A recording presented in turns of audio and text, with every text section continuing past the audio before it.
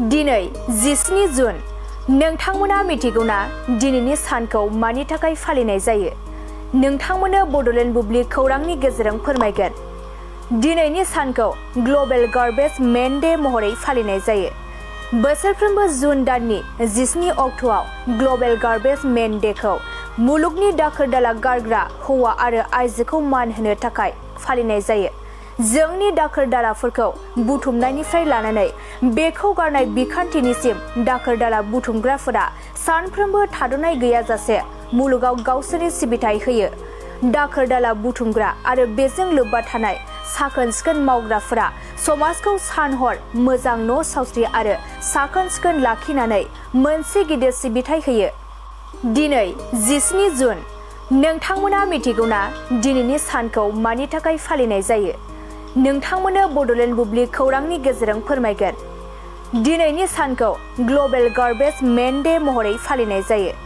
बोसोरफ्रोमबो जुन दाननि 17 अक्ट'आव ग्लबेल गार्बेज मेन डेखौ मुलुगनि दाखोर दाला गारग्रा हौवा आरो आइजोखौ मान होनो थाखाय फालिनाय जायो।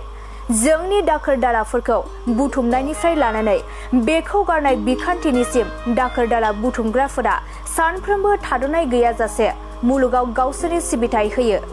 दाखोर दाला बुथुमग्रा आरो बेजों लोब्बा थानाय साखोन सिखोन मावग्राफोरा समाजखौ सान-हर मोजां न' सावस्रि आरो साखोन सिखोन लाखिनानै मोनसे गिदिर सिबिथाय होयो। दिनै 17 जुन नोंथांमोना मिथिगौना दिनैनि सानखौ मानि थाखाय फालिनाय जायो?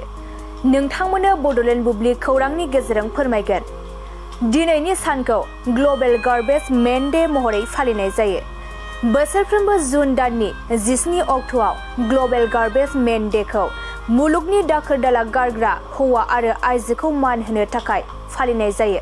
जोंनि दाखोर दालाफोरखौ बुथुमनायनिफ्राय लानानै बेखौ गारनाय बिखान्थिनिसिम दाखोर दाला बुथुमग्राफोरा सानफ्रोमबो थाद'नाय गैयाजासे मुलुगाव गावसोरनि सिबिथाय होयो। दाखोर दाला बुथुमग्रा आरो बेजों लोब्बा थानाय साखोन सिखोन मावग्राफोरा समाजखौ सान-हर मोजां न' सावस्रि आरो साखोन सिखोन लाखिनानै मोनसे गिदिर सिबिथाय होयो। दिनै 17 जुन नोंथांमोना मिथिगौना दिनैनि सानखौ मानि थाखाय फालिनाय जायो? नोंथांमोननो बड'लेण्ड बुब्लि खौरांनि गेजेरजों फोरमायगोन। दिनैनि सानखौ ग्लबेल गार्बेज मेन डे महरै फालिनाय जायो। बोसोरफ्रोमबो जुन दाननि 17 अक्ट'आव ग्लबेल गार्बेज मेन डेखौ मुलुगनि दाखोर दाला गारग्रा हौवा आरो आइजोखौ मान होनो थाखाय फालिनाय जायो। जोंनि दाखोर दालाफोरखौ बुथुमनायनिफ्राय लानानै बेखौ गारनाय बिखान्थिनिसिम दाखोर दाला बुथुमग्राफोरा सानफ्रोमबो थाद'नाय गैयाजासे मुलुगाव गावसोरनि सिबिथाय होयो। दाखोर दाला बुथुमग्रा आरो बेजों लोब्बा थानाय साखोन सिखोन मावग्राफोरा समाजखौ सान-हर मोजां न' सावस्रि आरो साखोन सिखोन लाखिनानै मोनसे गिदिर सिबिथाय होयो। दिनै 17 जुन नोंथांमोना मिथिगौना दिनैनि सानखौ मानि थाखाय फालिनाय जायो?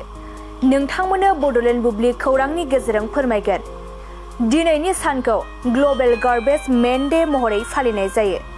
बोसोरफ्रोमबो जुन दाननि 17 अक्ट'आव ग्लबेल गार्बेज मेन डेखौ मुलुगनि दाखोर दाला गारग्रा हौवा आरो आइजोखौ मान होनो थाखाय फालिनाय जायो। जोंनि दाखोर दालाफोरखौ बुथुमनायनिफ्राय लानानै बेखौ गारनाय बिखान्थिनिसिम दाखोर दाला बुथुमग्राफोरा सानफ्रोमबो थाद'नाय गैयाजासे मुलुगाव गावसोरनि सिबिथाय होयो। दाखोर दाला बुथुमग्रा आरो बेजों लोब्बा थानाय साखोन सिखोन मावग्राफोरा समाजखौ सान-हर मोजां न' सावस्रि आरो साखोन सिखोन लाखिनानै मोनसे गिदिर सिबिथाय होयो। दिनै 17 जुन नोंथांमोना मिथिगौना दिनैनि सानखौ मानि थाखाय फालिनाय जायो? नोंथांमोननो बड'लेण्ड बुब्लि खौरांनि गेजेरजों फोरमायगोन। दिनैनि सानखौ ग्लबेल गार्बेज मेन डे महरै फालिनाय जायो। बोसोरफ्रोमबो जुन दाननि 17 अक्ट'आव ग्लबेल गार्बेज मेन डेखौ मुलुगनि दाखोर दाला गारग्रा हौवा आरो आइजोखौ मान होनो थाखाय फालिनाय जायो। जोंनि दाखोर दालाफोरखौ बुथुमनायनिफ्राय लानानै बेखौ गारनाय बिखान्थिनिसिम दाखोर दाला बुथुमग्राफोरा सानफ्रोमबो थाद'नाय गैयाजासे मुलुगाव गावसोरनि सिबिथाय होयो। दाखोर दाला बुथुमग्रा आरो बेजों लोब्बा थानाय साखोन सिखोन मावग्राफोरा समाजखौ सान-हर मोजां न' सावस्रि आरो साखोन सिखोन लाखिनानै मोनसे गिदिर सिबिथाय होयो। दिनै 17 जुन नोंथांमोना मिथिगौना दिनैनि सानखौ मानि थाखाय फालिनाय जायो? नोंथांमोननो बड'लेण्ड बुब्लि खौरांनि गेजेरजों फोरमायगोन। दिनैनि सानखौ ग्लबेल गार्बेज मेन डे महरै फालिनाय जायो। बोसोरफ्रोमबो जुन दाननि 17 अक्ट'आव ग्लबेल गार्बेज मेन डेखौ मुलुगनि दाखोर दाला गारग्रा हौवा आरो आइजोखौ मान होनो थाखाय फालिनाय जायो। जोंनि दाखोर दालाफोरखौ बुथुमनायनिफ्राय लानानै बेखौ गारनाय बिखान्थिनिसिम दाखोर दाला बुथुमग्राफोरा सानफ्रोमबो थाद'नाय गैयाजासे मुलुगाव गावसोरनि सिबिथाय होयो। दाखोर दाला बुथुमग्रा आरो बेजों लोब्बा थानाय साखोन सिखोन मावग्राफोरा समाजखौ सान-हर मोजां न' सावस्रि आरो साखोन सिखोन लाखिनानै मोनसे गिदिर सिबिथाय होयो। दिनै 17 जुन। नोंथांमोना मिथिगौना दिनैनि सानखौ मानि थाखाय फालिनाय जायो? नोंथांमोननो बड'लेण्ड बुब्लि खौरांनि गेजेरजों फोरमायगोन। दिनैनि सानखौ ग्लबेल गार्बेज मेन डे महरै फालिनाय जायो। बोसोरफ्रोमबो जुन दाननि 17 अक्ट'आव ग्लबेल गार्बेज मेन डेखौ मुलुगनि दाखोर दाला गारग्रा हौवा आरो आइजोखौ मान होनो थाखाय फालिनाय जायो।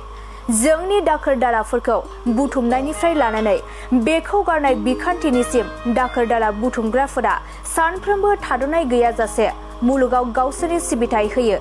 दाखोर दाला बुथुमग्रा आरो बेजों लोब्बा थानाय साखोन सिखोन मावग्राफोरा समाजखौ सान-हर मोजां न' सावस्रि आरो साखोन सिखोन लाखिनानै मोनसे गिदिर सिबिथाय होयो। दिनै 17 जुन। नोंथांमोना मिथिगौना दिनैनि सानखौ मानि थाखाय फालिनाय जायो? नोंथांमोननो बड'लेण्ड बुब्लि खौरांनि गेजेरजों फोरमायगोन। दिनैनि सानखौ ग्लबेल गार्बेज मेन डे महरै फालिनाय जायो। बोसोरफ्रोमबो जुन दाननि 17 अक्ट'आव ग्लबेल गार्बेज मेन डेखौ मुलुगनि दाखोर दाला गारग्रा हौवा आरो आइजोखौ मान होनो थाखाय फालिनाय जायो। जोंनि दाखोर दालाफोरखौ बुथुमनायनिफ्राय लानानै बेखौ गारनाय बिखान्थिनिसिम दाखोर दाला बुथुमग्राफोरा सानफ्रोमबो थाद'नाय गैयाजासे मुलुगाव गावसोरनि सिबिथाय होयो। दाखोर दाला बुथुमग्रा आरो बेजों लोब्बा थानाय साखोन सिखोन मावग्राफोरा समाजखौ सान-हर मोजां न' सावस्रि आरो साखोन सिखोन लाखिनानै मोनसे गिदिर सिबिथाय होयो। दिनै 17 जुन। नोंथांमोना मिथिगौना दिनैनि सानखौ मानि थाखाय फालिनाय जायो? नोंथांमोननो बड'लेण्ड बुब्लि खौरांनि गेजेरजों फोरमायगोन। दिनैनि सानखौ ग्लबेल गार्बेज मेन डे महरै फालिनाय जायो। बोसोरफ्रोमबो जुन दाननि 17 अक्ट'आव ग्लबेल गार्बेज मेन डेखौ मुलुगनि दाखोर दाला गारग्रा हौवा आरो आइजोखौ मान होनो थाखाय फालिनाय जायो। जोंनि दाखोर दालाफोरखौ बुथुमनायनिफ्राय लानानै बेखौ गारनाय बिखान्थिनिसिम दाखोर दाला बुथुमग्राफोरा सानफ्रोमबो थाद'नाय गैयाजासे मुलुगाव गावसोरनि सिबिथाय होयो। दाखोर दाला बुथुमग्रा आरो बेजों लोब्बा थानाय साखोन सिखोन मावग्राफोरा समाजखौ सान-हर मोजां न' सावस्रि आरो साखोन सिखोन लाखिनानै मोनसे गिदिर सिबिथाय होयो। दिनै 17 जुन। नोंथांमोना मिथिगौना दिनैनि सानखौ मानि थाखाय फालिनाय जायो? नोंथांमोननो बड'लेण्ड बुब्लि खौरांनि गेजेरजों फोरमायगोन। दिनैनि सानखौ ग्लबेल गार्बेज मेन डे महरै फालिनाय जायो। बोसोरफ्रोमबो जुन दाननि 17 अक्ट'आव ग्लबेल गार्बेज मेन डेखौ मुलुगनि दाखोर दाला गारग्रा हौवा आरो आइजोखौ मान होनो थाखाय फालिनाय जायो। जोंनि दाखोर दालाफोरखौ बुथुमनायनिफ्राय लानानै बेखौ गारनाय बिखान्थिनिसिम दाखोर दाला बुथुमग्राफोरा सानफ्रोमबो थाद'नाय गैयाजासे मुलुगाव गावसोरनि सिबिथाय होयो। दाखोर दाला बुथुमग्रा आरो बेजों लोब्बा थानाय साखोन सिखोन मावग्राफोरा समाजखौ सान-हर मोजां न' सावस्रि आरो साखोन सिखोन लाखिनानै मोनसे गिदिर सिबिथाय होयो।